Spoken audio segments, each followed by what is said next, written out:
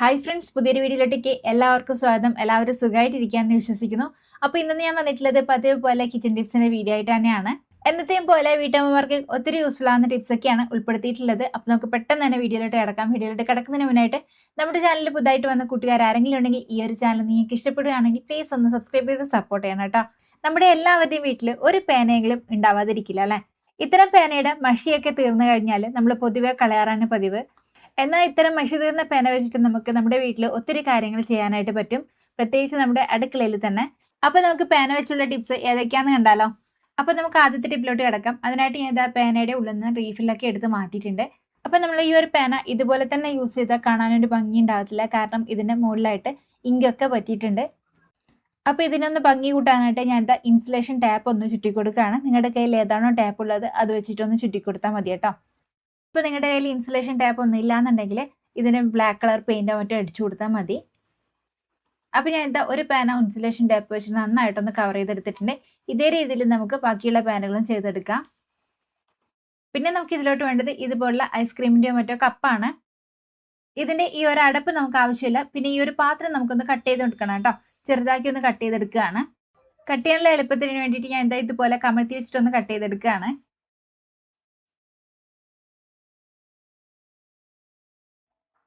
അങ്ങനെ ഞാൻ കട്ട് ചെയ്തെടുത്തിട്ടുണ്ട്. ഇനി ഇതിലോട്ട് നമുക്ക് സ്പ്രേ പെയിന്റ് ചെയ്ത് കൊടുക്കുകയോ അല്ലെങ്കിൽ അക്രിലിക് പെയിന്റ് അടിക്കുകയോ മറ്റോ ചെയ്യാം. ഇപ്പോൾ എൻ്റെ കയ്യിൽ സ്പ്രേ പെയിന്റ് തീർന്നു പോയത് കൊണ്ട് ഞാൻ ഇതുപോലുള്ള ഗോൾഡൻ കളർ ടാപ്പാണ് ഒട്ടിച്ചു കൊടുത്തിട്ടുള്ളത് കേട്ടോ. പിന്നെ ഇതിൻ്റെ ഒരു കളർ ഗോൾഡൻ കളർ തന്നെ വേണമെന്നുണ്ടായിരുന്നു. അപ്പോൾ അക്രിലിക് പെയിന്റ് എൻ്റെ കയ്യിൽ ഗോൾഡൻ കളർ ഇല്ല കേട്ടോ. പിന്നെ സ്പ്രേ പെയിന്റ് ആണെങ്കിൽ തീർന്നേക്കായിരുന്നു. അതുകൊണ്ടാണ് ഈ ഒരു ടാപ്പ് വെച്ച് ഞാൻ അഡ്ജസ്റ്റ് ചെയ്തത്. പിന്നെ ഈ ഒരു ടാപ്പ് ഞാൻ ഓൺലൈനായിട്ട് വാങ്ങിച്ചതാണ്. ലിങ്ക് കിട്ടുകയാണെങ്കിൽ ഞാൻ കൊടുത്തേക്കാം കേട്ടോ. ഇതിപ്പോൾ ഞാൻ ചെറിയ ചെറിയ പീസാക്കിയിട്ട് കട്ട് ചെയ്തിട്ട് നീളത്തിലാണ് ഒട്ടിച്ചെടുത്തത്. റൗണ്ടിൽ ഒട്ടിച്ചെടുക്കുമ്പോൾ ആ ഒരു നമ്മുടെ കട്ടിങ് കറക്റ്റായിട്ട് മനസ്സിലാവും കേട്ടോ. അപ്പോൾ അതുകൊണ്ട് ഈ ഒരു രീതിയിലാണ് ഒട്ടിച്ചേക്കുന്നത്. ഇനി നമുക്ക് നമ്മൾ നേരത്തെ ഇൻസുലേഷൻ ടാപ്പ് ചുറ്റി വെച്ച ആ ഒരു പേന എടുത്തതിന് ശേഷം പേനയുടെ മുകളിലായിട്ട് ഗമ്മൊന്ന് അപ്ലൈ ചെയ്ത് കൊടുക്കുക. അതിനുശേഷം ഈ ഒരു രീതിയിൽ ഒന്ന് ഒട്ടിച്ചു കൊടുക്കുക കേട്ടോ. ഇതേ രീതിയിൽ ഒരു ഗ്യാപ്പ് വിട്ടതിന് ശേഷം അടുത്ത പേനയും ഒട്ടിച്ചു കൊടുക്കാം. അങ്ങനെ ഞാൻ അവസാനത്തെ പേനയും ഒട്ടിച്ചെടുത്തിട്ടുണ്ട്. പിന്നെ ഇതുപോലെ ഒട്ടിച്ചെടുക്കുന്ന ടൈമിൽ കറക്റ്റ് ഗ്യാപ്പ് വിട്ടിട്ട് വേണം കേട്ടോ ഒട്ടിച്ചെടുക്കാനായിട്ട്. ഇപ്പോൾ എൻ്റെ കയ്യിൽ 3 പേന മാത്രമേ ഉള്ളൂ. അതുകൊണ്ടാണ് ഈ ഒരു 3 പേന വെച്ച് ചെയ്തത്. ഇപ്പോൾ നിങ്ങളുടെ കയ്യിൽ 4-5 പേനയൊക്കെ ഉണ്ടെങ്കിൽ 4 പേന വെച്ചിട്ട് ചെയ്യാവുന്നതാണ്. അതായത് 4 പേന 4 സൈഡിലായിട്ട് കൊടുക്കാം. അങ്ങനെ ഇത് നമുക്ക് നല്ലൊരു ഫ്ലവർ വേസ് ഇടുക റെഡി ആയിട്ടുണ്ട്. ഇനി ഇതിലോട്ട് നമ്മുടെ കയ്യിലുള്ള ആർട്ടിഫിഷ്യൽ ഫ്ലവറോ അല്ലെങ്കിൽ സാധാരണ നമ്മുടെ നോർമൽ മണി പ്ലാന്റ് പോലത്തെ ചെറിയ പ്ലാന്റ് ഒക്കെ ഉണ്ടാവുമല്ലോ അകത്തൊക്കെ വളർത്തുന്നത്, അപ്പോൾ അതൊക്കെ നമുക്ക് വെച്ച് കൊടുക്കാവുന്നതാണ്. ഇപ്പം ഞാൻ എൻ്റെ കയ്യിലുള്ള ആർട്ടിഫിഷ്യൽ പ്ലാന്റ് ആണ് ഞാൻ വെച്ച് കൊടുത്തിട്ടുള്ളത്. അപ്പോൾ ഇതുപോലുള്ള പഴയ പേനയും ഐസ്ക്രീം കപ്പൊക്കെ നിങ്ങളുടെ കയ്യിലുണ്ടെന്നുണ്ടെങ്കിൽ ഈ ഒരു രീതിയിൽ ഒന്ന് ട്രൈ ചെയ്ത് നോക്കട്ടെ. നല്ല ഭംഗിയാണ് കാണാനായിട്ട്. പിന്നെ നമ്മൾ പേനയിൽ ആ ഒരു ഇൻസുലേഷൻ ടാപ്പ് ചുറ്റിയതുകൊണ്ട് തന്നെ പെട്ടെന്ന് ആർക്കും മനസ്സിലാവില്ല കേട്ടോ അതൊരു പേനയാണെന്നുള്ളത്. അപ്പോൾ കളയാൻ വെച്ചിരിക്കുന്ന പേനയൊക്കെ നിങ്ങളുടെ കയ്യിലുണ്ടെന്നുണ്ടെങ്കിൽ ഈ ഒരു രീതിയിലൊന്ന് ട്രൈ ചെയ്ത് നോക്കുക കേട്ടോ. നല്ല ഭംഗിയാണ് ഇതുപോലെ നമ്മുടെ ടേബിളിലൊക്കെ വെക്കുകയാണെങ്കിൽ.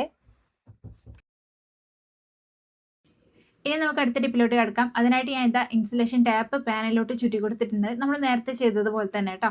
ഇനി ഈ ഒരു പാനനെ ഒന്നുകൂടി ഒന്ന് ഭംഗിയാക്കാനായിട്ട് ഞാൻ ഇതുപോലുള്ള ഗോൾഡൻ കളർ ടാപ്പ് ഒന്ന് അതിൻ്റെ മുകളിലായിട്ടൊന്ന് ചുറ്റി കൊടുക്കുകയാണ്. ഫുള്ളായിട്ട് കവർ ചെയ്യുന്നില്ല, ഈ ഒരു രീതിയിലൊന്ന് ചുറ്റി കൊടുക്കുകയാണ് കേട്ടോ. അതായത് പകുതി ബ്ലാക്ക് കാണുന്ന രീതിയിൽ ചുറ്റി കൊടുക്കുകയാണ്. അപ്പം ഇതും ഞാൻ ഓൺലൈനായിട്ട് തന്നെ വാങ്ങിച്ചതാണ്. അപ്പോൾ ഇതിൻ്റെ ലിങ്ക് കിട്ടുകയാണെങ്കിൽ ഞാൻ കൊടുത്തേക്കാം. അങ്ങനെ ഞാൻ 3 പേനയാണ് എടുത്തിട്ടുള്ളത്. 3 പേനയിലും ഇതുപോലെ ആ ഒരു ഗോൾഡൻ കളർ ടാപ്പ് ഒന്ന് ചുറ്റി കൊടുത്തിട്ടുണ്ട്. പിന്നെ നമുക്ക് വേണ്ടത് ഇതുപോലുള്ള ഒരു ചരടാണ്. ഇനി നമ്മളെടുത്ത ഈ ഒരു 3 പേനയുടെയും ഉൾഭാഗത്തുകൂടി ഈ ഒരു നൂലിട്ടിട്ട് നമുക്കൊന്ന് കോർത്തെടുക്കാം. അങ്ങനെ 3 പേനയും ഇതുപോലെ ഒന്ന് കോർത്തെടുത്തിട്ടുണ്ട്. ഇനി നമുക്ക് ഈ ഒരു ചരടിന്റെ 2 അറ്റം കൂട്ടിയിട്ട് ഇതുപോലെ ഒന്ന് കെട്ടിക്കൊടുക്കാം. അങ്ങനെ ടൈറ്റ് ആക്കിയിട്ടൊന്ന് കെട്ടിക്കൊടുത്തതിന് ശേഷം ചെറിയൊരു ഗ്യാപ്പ് വിട്ടിട്ട് ഒന്നുകൂടി ഒന്ന് കെട്ടിക്കൊടുക്കുകയാണ്. അതായത് ഇത് നമുക്ക് ഹാങ് ചെയ്തിടണം. അപ്പൊ അതിന് വേണ്ടിയിട്ടാണ് ഈ ഒരു രീതിയിൽ കെട്ടിക്കൊടുക്കുന്നത് കേട്ടോ. അങ്ങനെ കെട്ടിക്കൊടുത്തിട്ടുണ്ട്. പിന്നെ ഈ ഒരു രീതിയിൽ നമുക്ക് ഹാങ് ചെയ്തിടാവുന്നതാണ്. നമ്മുടെ വാഷ്റൂമിന്റെ വാഷ് ബേസിന്റെ സൈഡിലായിട്ട് നമ്മൾ ഇതുപോലെ തൂക്കിയിട്ടാണെങ്കിൽ അതിലോട്ട് നമുക്ക് ഈ ഒരു രീതിയിൽ ടവലൊക്കെ ഇട്ട് വെക്കാനായിട്ട് പറ്റും. അങ്ങനെ നമുക്ക് നല്ലൊരു ടവൽ ഹോൾഡർ ആയിട്ട് ഇത് യൂസ് ചെയ്യാം കേട്ടോ.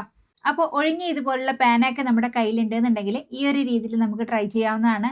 ഒരു പൈസ ചെലവില്ലാതെ നമുക്ക് നല്ലൊരു ടവൽ ഹോൾഡർ വീട്ടിൽ തന്നെ തയ്യാറാക്കിയെടുക്കാം. അപ്പോൾ ഒഴിഞ്ഞ പേനയൊക്കെ ഉണ്ടെങ്കിൽ ഈ ഒരു രീതിയിൽ ട്രൈ ചെയ്ത് നോക്കിയിട്ട് കമന്റ് ബോക്സിലൂടെ അറിയിക്കുക കേട്ടോ നിങ്ങളുടെ അഭിപ്രായങ്ങളൊക്കെ. ഇനി നമുക്ക് അടുത്ത ടിപ്പിലോട്ട് കിടക്കാം. അടുത്ത ടിപ്പ് ഞാൻ നേരത്തെ എടുത്ത അതേ പേന വെച്ചിട്ട് തന്നെയാണ്. പിന്നെ ഞാൻ ഇതിലോട്ട് എടുത്തിട്ടുള്ളത് ജൂട്ടിന്റെ ഒരു ചരടാണ്. നിങ്ങൾക്ക് ഏത് ചരട് വേണമെങ്കിലും എടുക്കാം. സിൽക്കിന്റെ എടുക്കാത്തതാണ് കേട്ടോ നല്ലത്. ഇതുപോലെ കോട്ടന്റെയോ അല്ലെങ്കിൽ ജൂട്ടിന്റെയോ നിങ്ങൾക്ക് എടുക്കാം. ഇനി ഞാൻ എടുത്ത ഈ ഒരു ചരട് ഞാൻ രണ്ടായിട്ടൊന്ന് മടക്കി കൊടുക്കുകയാണ്.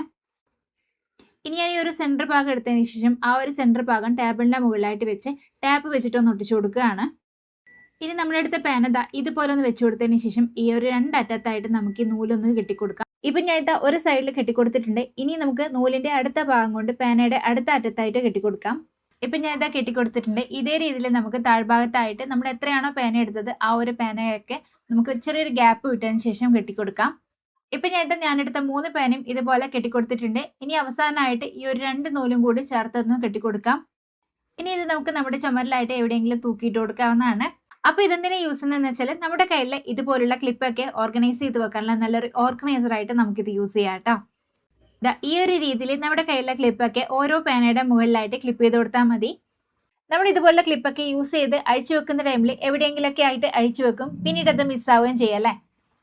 അപ്പൊ ഇതുപോലുള്ള ഒരു ഓർഗനൈസർ നമ്മുടെ കയ്യിലുണ്ടെന്നുണ്ടെങ്കിൽ ആ ഒരു പ്രശ്നം ഉണ്ടാവില്ല.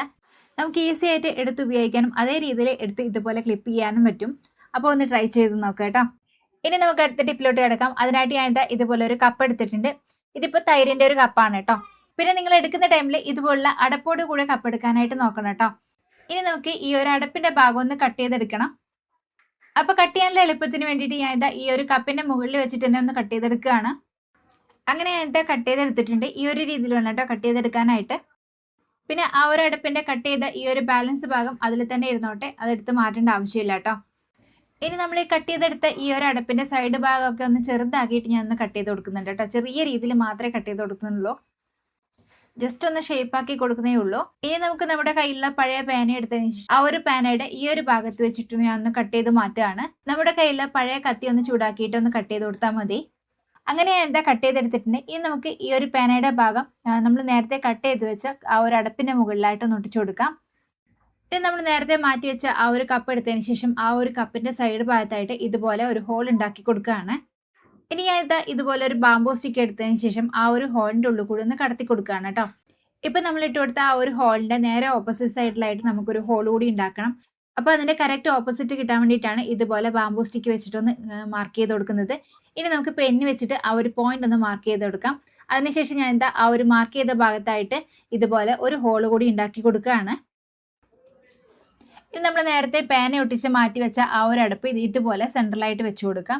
അതിനുശേഷം ഒരു ബാംബൂ സ്റ്റിക്കോ അല്ലെങ്കിൽ ഏതെങ്കിലും ഒരു സ്റ്റിക്ക് എടുത്തതിന് ശേഷം ആദ്യം നമ്മൾ ഉണ്ടാക്കിയ ആ ഒരു കപ്പിന്റെ ഹോളിൽ കൂടി കടത്തിയതിന് ശേഷം ഈ ഒരു പെന്നിന്റെ ഇടയിലൂടെ കടത്തിയിട്ട് ഒന്ന് പുറത്തേക്ക് എടുക്കാം.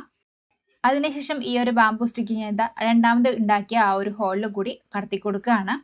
ഇപ്പൊ ഇത് നമുക്ക് നല്ലൊരു ഡസ്റ്റ്ബിൻ ഇവിടെ റെഡി ആയിട്ടുണ്ട്. ഈ ഒരു ഡസ്റ്റ്ബിൻ നമുക്ക് നമ്മുടെ അടുക്കളയുടെ സിങ്ക് ഏരിയയിലൊക്കെ വെക്കുകയാണെങ്കിൽ നമ്മുടെ ഫുഡിന്റെ വേസ്റ്റ് ഒക്കെ നമുക്ക് ഇതിലോട്ട് ഇട്ട് കൊടുക്കാവുന്നതാണ്. പിന്നെ ഇതൊരു ചെറിയൊരു കപ്പായതുകൊണ്ട് തന്നെ നമ്മുടെ സിങ്ക് ഏരിയയിൽ ആ ഒരു സ്പേസ് ഒക്കെ പോകുന്നുള്ള പേടിയും വേണ്ട. പിന്നെ ഇതുപോലുള്ള ഒരു വേസ്റ്റ് പിന്നെ നമ്മുടെ സിങ്ക് ഏരിയയിൽ ഉണ്ടെങ്കിൽ നമുക്ക് ഈസി ആയിട്ട് അതിലോട്ട് ഫുഡ് വേസ്റ്റ് ഒക്കെ ഇട്ട് കൊടുക്കാവുന്നതാണ്.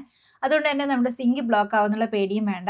സാധാരണ നമ്മൾ ഓപ്പൺ ആയിട്ടുള്ള വേസ്റ്റ് പിന്നൊക്കെ യൂസ് ചെയ്യുന്ന ടൈമിൽ അതിലോട്ട് ഈച്ച ശല്യമൊക്കെ ഉണ്ടാവാനുള്ള സാധ്യത കൂടുതലാണ്. അപ്പോൾ ഈ ഒരു രീതിയിൽ നമ്മൾ ചെയ്യുകയാണെങ്കിൽ നമുക്ക് വേറെ തന്നെ അടപ്പെടുത്തിട്ട് എപ്പോഴും ക്ലോസ് ചെയ്യേണ്ട ആവശ്യം വരില്ല. ഇതിലോട്ട് അടപ്പുള്ളത് കൊണ്ട് തന്നെ ജസ്റ്റ് ഒന്ന് ടച്ച് ചെയ്ത് കൊടുത്താൽ ആ ഒരു അടപ്പ് ക്ലോസ് ആയിക്കോളും. പിന്നീട് ഈ ഒരു കപ്പ് ഫുള്ളായി കഴിഞ്ഞാൽ നമുക്ക് വേസ്റ്റ് ബിന്നിലോട്ടോ അല്ലെങ്കിൽ നിങ്ങൾ എവിടെയാണോ വേസ്റ്റ് ഇടുന്നത് ആ ഒരു വേസ്റ്റിലോട്ട് നമുക്ക് ഇത് കൂടി ഇട്ട് കൊടുക്കാവുന്നതാണ്. അപ്പോൾ പഴയ പേനയും തൈരിൻ്റെയോ അല്ലെങ്കിൽ ഐസ്ക്രീമിൻ്റെ ഒക്കെ കപ്പ് ഉണ്ടെങ്കിൽ ഈ ഒരു രീതിയിൽ ഉറപ്പായി ഒന്ന് ട്രൈ ചെയ്ത് നോക്കട്ടെ. നല്ല യൂസ്ഫുൾ ആണ്. അപ്പോൾ ഇന്നത്തെ നമ്മുടെ വീഡിയോ ഇത്രയ്ക്കൊക്കെ ഉള്ളൂ. വീഡിയോ എല്ലാവർക്കും ഇഷ്ടപ്പെട്ടു എന്ന് കരുതുന്നു. വീഡിയോ യൂസ്ഫുൾ ആണെന്ന് തോന്നിയിട്ടുണ്ടെങ്കിൽ നിങ്ങളുടെ ഫാമിലീസിനും ഫ്രണ്ട്സിനൊക്കെ ഒന്ന് ഷെയർ ചെയ്ത് കൊടുക്കണം. അപ്പോൾ പുതിയൊരു നല്ല യൂസ്ഫുൾ ആയിട്ടുള്ള വീഡിയോ ആയിട്ട് വീണ്ടും കാണാം. ബൈ.